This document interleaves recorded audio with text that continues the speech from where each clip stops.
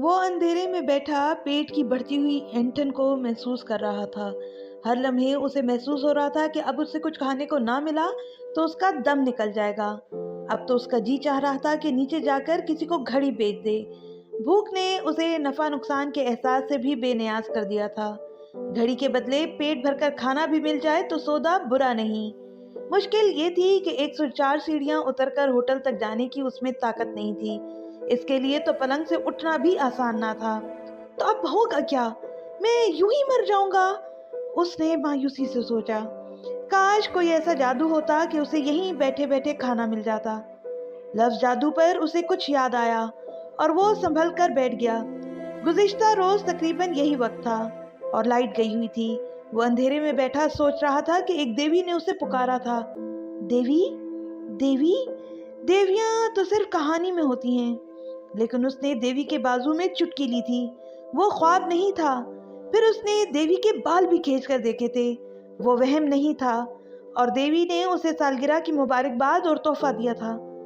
تحفہ، 3 خواہشوں کا تحفہ۔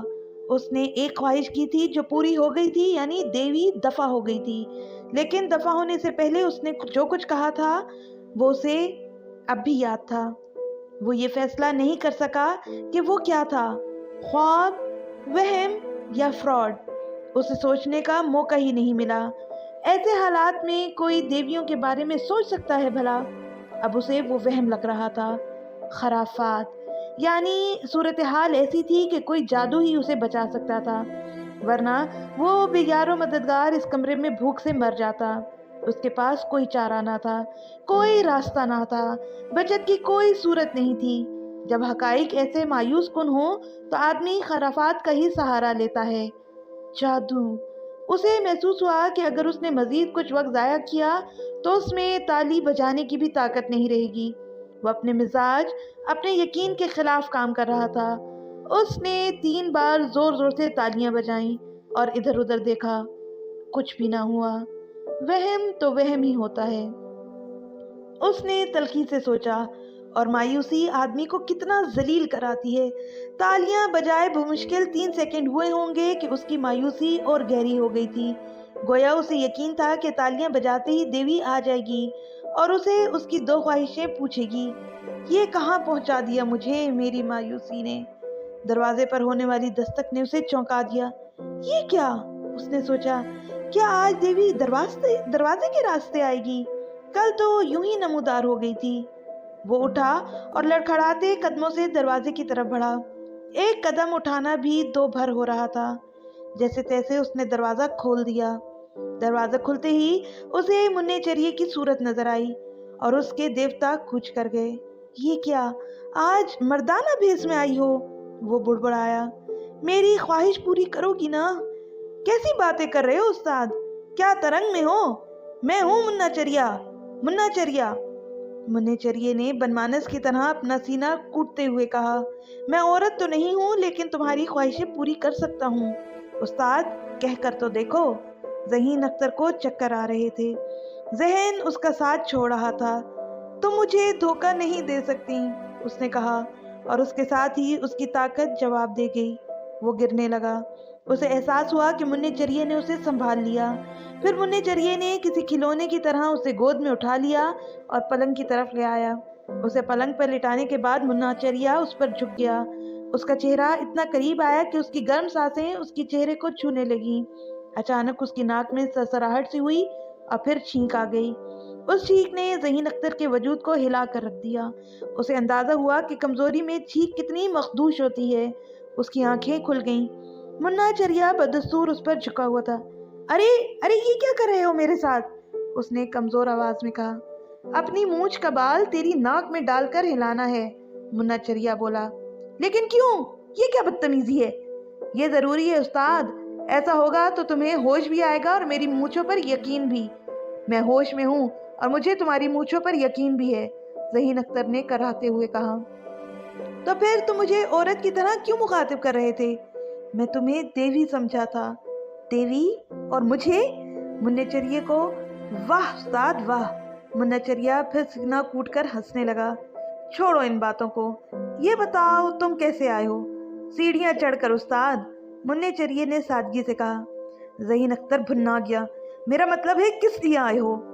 अपनी तो वही एक बात है उस्ताद, तुम्हें उस्ताद मुअज़्ज़म बनाना चाहता हूँ, बस मुझे अंग्रेज़ी पढ़ा दो, यही एक कमी है मेरे अंदर। माँ कसम, अंग्रेज़ी आ जाए तो ये पूरी दुनिया फतह कर ले मुन्ना चरिया। वो फिर सीना कूटने लगा। बस तुम एक बार मुझे अपनी शागिर्दी में कबूल कर लो। ज़हीन अख्तर पर गशी तारी होने लगी। मुन्ना चरिया वहाँ का ज़बरदस्त कैरेक्टर था। कई साल सऊदी अरब में गुजार कर आया था। वहाँ से पाकिस्तान वापस भेजा जाने लगा तो सऊदियों के गले ही पड़ गया। सचमुच का चरिया जो ठहरा। उन लोगों ने जवाब पेश किया कि इंग्लिश ना आने की वजह से पाकिस्तान भेजा जा रहा है, इंग्लिश सीख ले तो फिर सऊदी अरब में मौका दिया जाएगा। यूं मुन्ना चरिया पाकिस्तान आ गया। ताकतवर आदमी था, यहाँ आकर बदमाशी शुरू कर दी। चरिया वो पहले ही से था।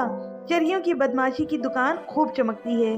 अंग्रेजी सीखने का ख्याल उसके जहन से नहीं जाता था। बिल्डिंग के किसी आदमी ने उसे ज़हीन अख्तर के पीछे लगा दिया।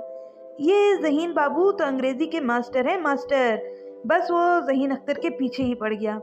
उससे बेहद एहतराम से बात करता था। ज़हीन अख्तर जैसे तैसे उसे टाल देता था। ना उसके पास इतना वक्त था और ना इतना दिमाग कि किसी चरिये को पढ़ा सकता। और अब ये मुसीबत बेवक्त गले पड़ी थी।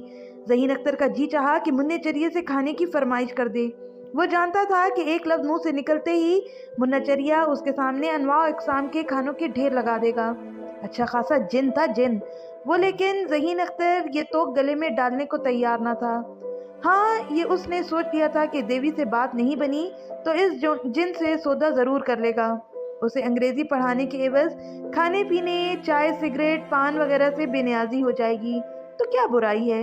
बवक्ते ज़रूरत 10-20 रुपए भी मिल सकते हैं। बेरोज़गारी में ये सहारा कम नहीं। लेकिन पहले इसे देवी के फ्रॉड को आजमाना है। सुनो मुन्ने, मुन्ना नहीं उस्ताद, मुन्ना चरिया। मुन्ने चरिये ने तस्हीह की।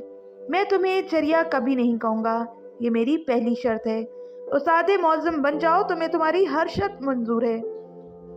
तो मुन्ने मियाँ, ये बात समझ लो कि शागिर्द के लिए सबसे बड़ी काबिलियत ताबेदारी है। शागिर्द को उस्ताद की हर बात मानना होती है। मैं मुन्ना चरिया तुम्हारी हर बात मानूंगा उस्ताद। पहले मैं आजमाऊंगा और फिर हाँ करूंगा। हुक्म करो उस्ताद, अपना सर काट कर हाथ पर रख दूं? गौर से सुनो, अभी तुम अपनी कोठरी में जाकर बैठोगे और 1 घंटे तक बाहर नहीं निकलोगे। क्यों उस्ताद? शागिर्द के लिए ये लफ्ज़ क्यों ताबेदारी के खिलाफ है। शागिर्द को तो सिर्फ हुक्म मानना होता है। मैं ये लफ्ज़ वापस लेता हूँ उस्ताद, और हुक्म करो। और ये कि तुम मंगल की शाम को यहाँ आओगे मेरे पास, उससे पहले यहाँ का रुख नहीं करोगे। मंगल की शाम खुदा न ख्वास्ता मैं यहाँ मौजूद हुआ तो तुम्हें अपना शागिर्द मुअज़्ज़म बना लूँगा। अब जाओ। मुन्ने चरिये के चेहरे पर जो खुशी नजर आई वो इतनी थी। उसने झपट कर ज़हीन अख्तर को सीने से लगा लिया और फर्ते मोहब्बत से भींच लिया। भूख से निढाल ज़हीन अख्तर की सांसें रुकने लगीं। वो उसे डांटना चाहता था लेकिन उसकी आवाज़ भी नहीं निकल रही थी। उसे लग रहा था कि वो मज़ीद चंद लम्हे मुन्ने चरिये की गिरफ्त में रहा तो यकीनन उसका दम ही निकल जाएगा। खुशकिस्मती से मुन्ने चरिये ने पहले ही उसे छोड़ दिया। वो छिपकली की तरह पट से पलंग पर गिरा। उसकी आंखें बंद थीं। बहुत बहुत शुक्रिया उस्ताद मुअज़्ज़म, उसने मुन्ने चरिये को कहते सुना। तुम्हारे हर हुक्म की तामील होगी। मैं 1 घंटे तक अपनी कोठरी में बैठा रहूँगा। दरवाज़ा बंद होने की आवाज़ से अंदाज़ा हुआ कि मुन्ना चरिया चला गया है। ज़हीन अख्तर चंद लम्हे आंखें बंद किए यूं ही बेसुध पड़ा रहा। फिर उसने आंखें खोली तो हैरान रह गया। वही देवी उसकी निगाहों के बिल्कुल सामने थी। तुमने इतनी देर क्यों लगाई आने में? वो देवी पर बरस पड़ा। कुछ देर तो लगती है, फिर आपके पास कोई मौजूद था, ऐसे में मैं आपके सामने जाहिर नहीं हो सकती थी। क्यों नहीं हो सकती थी? ज़हीन अख्तर ने चिड़चिड़ेपन से कहा। हुक्म नहीं है इसका, मैं कुदरत का राज हूँ। खैर, आप अपनी ख्वाहिशात बताइए। मेरी दूसरी ख्वाहिश ये है कि मुझे अभी और इसी वक्त बहुत अच्छा खाना ला कर दो। कितनी देर लगेगी इसमें? 1 सेकंड भी नहीं लगेगा, देवी ने कहा और हाथ आगे की तरफ फैला दिया। हाथ फैलते ही उसके हाथ में एक ट्रे नमूदार हुई जिस पर अनवाउ इक़साम के खाने रखे थे। कमरा इश्तिहा अंगेज खुशबुओं से भर गया। देवी ने वो ट्रे इसके सामने रख दी। ये लीजिए, आपकी दूसरी ख्वाहिश पूरी हुई। उसके लहजे में हक्कारत थी। ज़हीन अख्तर इस वक्त हर चीज़ से बेनियाज था। वो तो बस खाने पर पिल पड़ा था। اس کا خیال تھا کہ وہ کھانا اس کے لیے کم پڑے گا، لیکن ہوا یہ کہ وہ شکم سیر ہو گیا اور کھانا جھونکا تو رہا۔ اس نے کھانا اتنا کھایا کہ پانی پینے کی بھی گنجائش نہ رہی۔ اس کی آنکھیں بند ہونے لگیں۔ اس نے نیموا آنکھوں سے دیوی کو دیکھا۔ اس کی آنکھوں میں اپنے لیے نفرت دیکھ کر اسے افسوس ہوا۔ اس نے خواہ مخواہ ہی دیوی کو اپنا دشمن بنا لیا تھا۔ تم بہت اچھی ہو دیوی بیگم، اس نے دبی آواز میں کہا۔ وہ اب اپنے طور پر پچھلے سلوک کی تلافی کرنے کی کوشش کر رہا تھا۔ بے شک میں اچھی ہوں، لیکن تم بہت ہی برے ہو، دیوی نے کہا۔ پچھلی بار جو کچھ ہوا اس میں میرا اتنا قصور نہیں، ذہین اختر نے نرم لہجے میں کہا۔ مجھے تم وہم لگی تھی اور پھر فراڈ۔ میں روشن خیال انسان ہوں تو کیا سوچ سکتا تھا؟ ذرا انصاف سے کہو کہ میری جگہ تم ہوتی تو شاید وہی کچھ کرتی جو میں نے کیا تھا۔ ہرگز نہیں، دیوی نے تند لہجے میں کہا۔ میں کبھی کسی سے اتنا وحشیانہ سلوک نہیں کر سکتی۔ تو میرے وجود کی تصدیق مہذب طریقے سے بھی کر سکتے تھے۔ ایسے موقعوں پر آدمی کا رد عمل اس کے باطن کی عکاسی کرتا ہے۔ تم اندر سے بہت ہی برے آدمی ہو۔ چلو اس بات کو چھوڑو، میں معافی مانگ لیتا ہوں، ذہین اختر نے کہا۔ میں تم سے دوستی کرنا چاہتا ہوں۔ خیر، ہمارے درمیان تعلق کی تو کوئی گنجائش ہی نہیں ہوتی، تب بھی میں تم سے کبھی دوستی نہ کرتی۔ اب اپنی تیسری خواہش بیان کرو اور میری جان چھوڑو۔ میں آئندہ تمہاری شکل بھی نہیں دیکھنا چاہتی۔ دیوی کے لہجے میں نفرت تھی۔ ذہین اختر نے سوچا کہ اب بات نہیں بن سکے گی۔ ویسے بھی دیوی سے کیا لینا، بات تو اپنی خواہش کی ہے، وہ ہر حال میں پوری ہونی ہے۔ دیوی کی دوستی سے اسے کیا فائدہ پہنچ سکتا ہے؟ میں کوشش کروں گا کہ تمہاری جان نہ چھٹنے پائے، اس نے کہا۔ تمہاری مجھ سے نفرت کی یہی سزا مناسب ہو سکتی ہے کہ تمہارا میرا تعلق قائم رہے۔ تیسری خواہش میں بہت سوچ سمجھ کر کرنا چاہتا ہوں، جب ضرورت ہوگی تو بلا لوں گا۔ دیوی نے نفرت سے اسے دیکھا اور پلک جھپکتے ہی غائب ہو گئی۔ ذہین اختر پلنگ پر لیٹ کر تیسری خواہش کے بارے میں سوچنے لگا، لیکن ٹھیک طور پر سوچنا ناممکن تھا۔ نیند اس کے حواسوں پر چھائی ہوئی تھی۔ اسے بس اتنا احساس تھا کہ یہ تیسری خواہش اس کی زندگی سنوار سکتی ہے، اور اگر اس نے اسے ضائع کر دیا تو زندگی بھر پھر خوار ہی ہوتا رہے گا۔ اسے بہت سوچ سمجھ کر فیصلہ کرنا تھا، اور ذہن اس وقت سوچنے کے قابل نہ تھا۔ ایسی جلدی بھی کیا ہے، اس نے خود سے کہا۔ یہ کام کل بھی کیا جا سکتا ہے۔ سوچنے کے لیے بہت وقت پڑا ہے۔ خوش قسمتی سے استفادہ کرنا بہت ضروری ہے۔ خوش قسمتی کسی بھی انسان کے دروازے پر تیسری بار کے بعد کبھی دستک نہیں دیتی۔ یہ سب سوچتے سوچتے وہ سو گیا۔ اس کی آنکھ دھوپ کی گدگدیوں سے کھلی جو کمرے میں بھر چکی تھی، ورنہ وہ مزید سوتا۔ آنکھیں کھلی، وہ کچھ دیر چھت کو دیکھتا رہا۔ رات کی بات پر اسے اب بھی یقین نہیں آ رہا تھا۔ دیوی 2 دن میں 2 بار اس کے پاس آئی تھی اور اس کی 2 خواہشیں پوری کی تھی۔ چلو پہلی خواہش کو تو جانے دو، لیکن دوسری خواہش کا تو ثبوت ابھی بھی موجود تھا۔ اس وقت بھی اسے بھوک نہیں لگ رہی تھی۔ رات کھانا ہی اس نے اس طرح پیٹ بھر کر کھایا تھا۔ وہ اٹھا اور باتھ روم چلا گیا۔ جسم پر کسل مندی سی طاری ہو رہی تھی۔ نہانے کے بعد وہ تازہ دم ہوا۔ باہر آیا تو اسے چائے کی شدید طلب ہو رہی تھی، لیکن اس نے اس طلب کو نظر انداز کر دیا۔ وہ اتنی بھوک بھگت چکا تھا کہ چائے کی طلب کو کوئی اہمیت نہیں رہی تھی، اور بھوک ایسی چیز تھی کہ اس کی خاطر کل اسے اپنی ایک خواہش قربان کرنی پڑی تھی۔ خواہش جو وہ کسی بڑی بہت زیادہ بڑی چیز کی بھی کر سکتا تھا۔ اسے اب احساس ہو رہا تھا کہ رات اس نے خسارے کا سودا کیا تھا۔ یہ الگ بات ہے کہ اس وقت وہ اور کوئی خواہش کرنے کے قابل بھی نہ تھا، اور کھانے کی خواہش کر کے اس نے اپنی زندگی بچائی تھی۔ وہ کھڑکی کے پاس کرسی رکھ کر بیٹھ گیا۔ اس نے خود کو یاد دلایا کہ یہ اس کی زندگی کا اہم ترین دن ہے۔ آج اس کے پاس ایک موقع ہے جس سے صحیح طور پر استفادہ کر کے وہ ایک نئی زندگی کا آغاز کر سکتا ہے۔ اسے توجہ صرف اس بات پر مرکوز کرنی ہے، چائے جیسی چھوٹی طلب کا احساس بھی نہیں کرنا ہے۔ یہ میں ہر بات میں چائے کو کیوں گھسیٹ رہا ہوں، اس نے جھنجھلا کر سوچا۔ اس کا تو مطلب ہے کہ چائے بہت اہم ہے۔ اس نے چائے کی پیالی کے تصور کو ذہن سے دھکیلا اور ترتیب سے سوچنے کی کوشش کرنے لگا۔ اس کے پاس صرف ایک خواہش تھی۔ یہ طے تھا کہ وہ خواہش ضرور پوری ہوگی۔ رات اس نے کھانے کی خواہش کی اور وہ پلک جھپکتے میں حاضر ہو گیا، یعنی وہ دیوی اس معاملے میں بااختیار ہے۔ اسے پھر افسوس ہونے لگا کہ اس نے 2 خواہشیں کیسے ضائع کر دیں، مگر اب کچھ نہیں ہو سکتا تھا۔ تیسری خواہش کے ذریعے وہ اس حماقت کا ازالہ کر سکتا تھا، یعنی تیسری خواہش اسے بے حد جامع کرنی تھی۔ तीसरी ख्वाहिश। उसे ये भी जहन में रखना था कि देवी उससे नफरत करती है, वो उसे नुकसान पहुंचाने का कोई भी मौका हाथ से नहीं जाने देगी। सवाल ये था कि वो उसे क्या नुकसान पहुंचा सकती है। उसे एहसास हुआ कि उसे लफ्ज़ों के मामले में बहुत मोहतात रहना होगा। जामे ख्वाहिश के चक्कर में उसका कबाड़ा हो सकता है। ख्वाहिश बेहद सादा होनी चाहिए। अब उसे अपनी तरजीहात का तयन करना था।